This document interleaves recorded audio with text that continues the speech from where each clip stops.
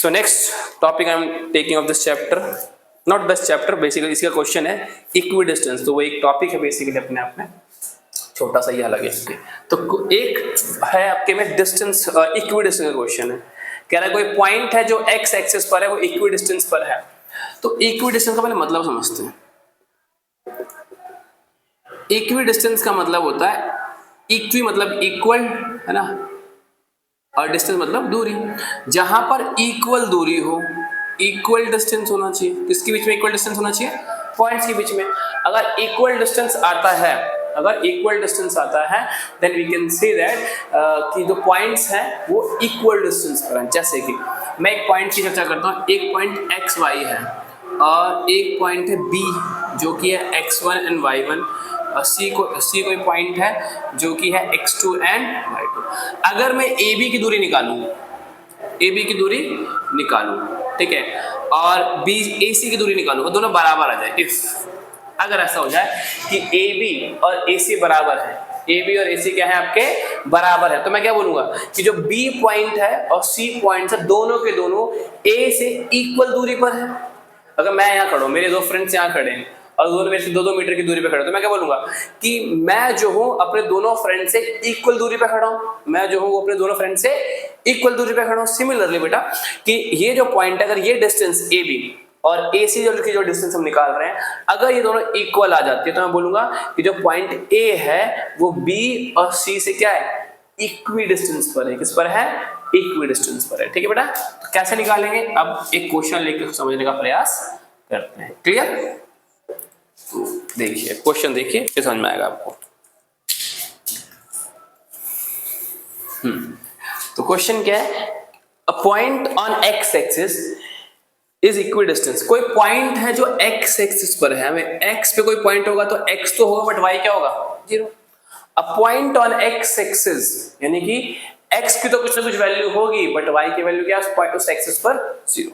A point on x-axis is equidistant from 2 points, and what are the 2 points? And 2 points are 2 and -5, and C point क्या है हमारे पास? -2 and 9। ये 2 points है। यानी कि हमें प्रूव करना है कि कोई पॉइंट x एक्सिस पर है जो दोनों से इक्विडिस्टेंस गिवन है हमें। तो कह रहा बताइए x की वैल्यू क्या होगी, या वो पॉइंट x एक्सिस पर क्या होने वाला। ठीक है, बताते हैं। तो ए बी कैसे निकलेंगे आप? ए बी की दूरी कैसे निकलती है? x2 माइनस x1 का whole square plus y2 minus y1 का होल स्क्वायर। ओके, तो हमारे पास x2 कितना है? x2 है हमारा, अगर ये पहला पॉइंट है, दूसरा पॉइंट है, तो 2 माइनस x का होल स्क्वायर प्लस -5 माइनस 0 का होल स्क्वायर। ठीक है, तो ये कितना आ जाएगा आपको? इसको फिलहाल हम इतना ही रहने देते हैं ना। ओके, फिर निकालते हैं ए सी। तो ए सी कैसे निकलेगा? x2 माइनस x1 यानी -2 माइनस x का होल स्क्वायर, 9 माइनस 0 का होल स्क्वायर। तो हम देख पा रहे हैं कि हाँ ठीक है। अब जो मैंने ए बी निकाला और ए सी निकाला, क्या निकाला मैंने? ए बी निकाला और ए सी निकाला। इनके बीच की दूरी कैसे रहनी चाहिए? आपस में इक्वल रहनी चाहिए, तभी तो इक्विडिस्टेंस कहलाएगा। As A B is equal to, if A B is equal to A C है, ए बी इक्वल टू क्या है? AC है, तो AB कितना है मेरे पास? ये रहा मेरे पास AB, है ना। अब यहाँ पे क्या है? देखिए √2 माइनस x का होल स्क्वायर प्लस, मैं -5 का स्क्वायर कर दो, 0 का कोई मतलब नहीं है, और ये हो जाएगा -2 माइनस x का होल स्क्वायर प्लस 9 का होल स्क्वायर। अब यहाँ पर रूट आ रहा है, सॉल्व करने में दिक्कत होगी, तो हम क्या करें? Squaring both sides. क्या करेंगे हम? Squaring both sides. जब हम स्क्वायरिंग बोथ साइड्स करेंगे तो क्या होगा बेटा कि ये आपका जो रूट है ये क्या हो जाएगा? वैनिश। क्या हो जाएगा? और -5 का स्क्वायर 25 कर देते हैं, तो ये हो जाएगा आपका वैनिश। और ये बचा क्या? -2 माइनस x का होल स्क्वायर प्लस 81 और इसका भी स्क्वायर।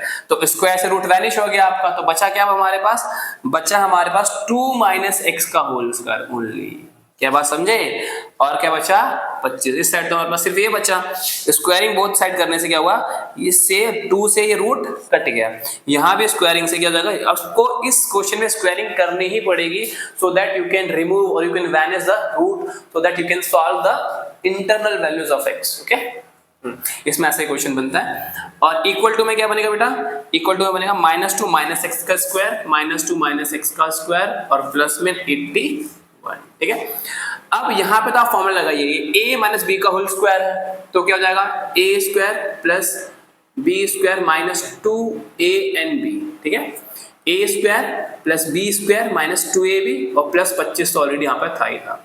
इक्वल टू में यहाँ पे क्या चल रहा है देखो, अगर दोनों पे नेगेटिव हो, अगर दोनों पर नेगेटिव हो तो दोनों को पॉजिटिव मान लीजिए, ठीक है। अगर दोनों पर नेगेटिव है, मैं इसको यहीं पे चेंज कर देता हूं, अगर दोनों पर नेगेटिव है तो आप दोनों को पॉजिटिव मान सकते हैं, दोनों क्या मान सकते हैं पॉजिटिव, बिकॉज कैंसिल हो जाएगा स्क्वायर रूट के।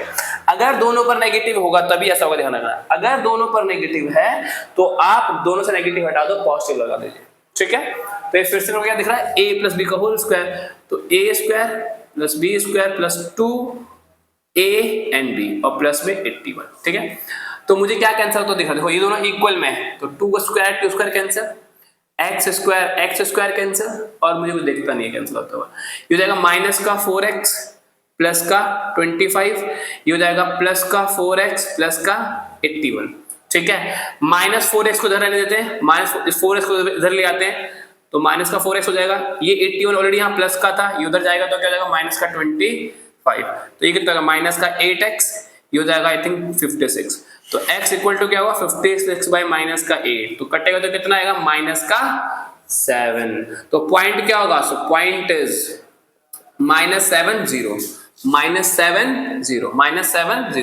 तो वो पॉइंट जो x एक्सिस पर है, वो पॉइंट जो x एक्सिस पर है, वो पॉइंट जो x एक्सिस पर है b यानी कि दिस पॉइंट और दिस पॉइंट से इक्वल दूरी पर है, वो पॉइंट होने वाला क्या है आपका -7 and 0। तो इस तरह के जो इक्विडिस्टेंस के क्वेश्चंस होंगे वो आपको इस तरीके सॉल्व करना पड़ेगा, और उसमें मोस्टली वो x पूछता है आपसे या y पूछेगा, मतलब कोई भी एक अननोन वैल्यू पूछेगा, x एक्सिस पे वो पॉइंट है या y पे वो पॉइंट है, तो ऐसे करके पूछेगा आपसे, ठीक है। जैसे क्वेश्चन नंबर को मैं अगर देखो, क्वेश्चन नंबर 9th क्वेश्चन देखा जाए तो 9th क्वेश्चन में अगर आप देखेंगे तो 9th क्वेश्चन में क्या पूछा गया, देखिए Q कोई पॉइंट है जो 0 1 is equidistance from P5 - 3 next this, तो अगर Q कोई पॉइंट है, ध्यान रखिएगा एक चीज और इसमें, जब आप क्वेश्चन को पढ़ो बहुत अटेंटिवली पढ़िएगा क्वेश्चन को कि कौन सा पॉइंट इक्विडिस्टेंस बोला जा रहा है, कहीं आप पता बोला गया किसी और को, आपने किसी और को इक्विडिस्टेंस पर रख दिया तो क्वेश्चन गलत हो जाएगा आपका, ठीक है। जैसे यहाँ पे क्या बोला गया, if Q 0 1 is equidistance, Q कोई पॉइंट है तो Q आएगा आपका यहाँ, Q कोई पॉइंट है जो इक्विडिस्टेंस पर है, यानी कि Q 0 1 जो है इज इक्विडिस्टेंस फ्रॉम P, यहाँ पे P 5 3 हो जाएगा आपका, ठीक है, 5 - 3 और P हो गया ये, और R कोई पॉइंट है जो कि X और 6 इन दोनों पे इक्विडिस्टेंस पे, तो आप क्या निकालोगे, QP निकालोगे और QR निकालोगे, क्या निकालोगे, QP निकालेंगे और QR निकालेंगे और फिर से क्या कर देंगे, इक्वेट कर देंगे, क्या कर देंगे, इक्वेट, और इससे हमारे पास क्या निकल कर आएगा, X, क्या निकल कर आएगा बेटा, X, क्योंकि उसने बोला है Q is equidistant from P and R, तो that's why Q ऊपर आएगा और PR आपके नीचे आएंगे, तो उसमें आप QP निकालेंगे, QR निकालेंगे और क्वेश्चन को सॉल्व करेंगे, इसमें आपका x फाइंड करना, ठीक है।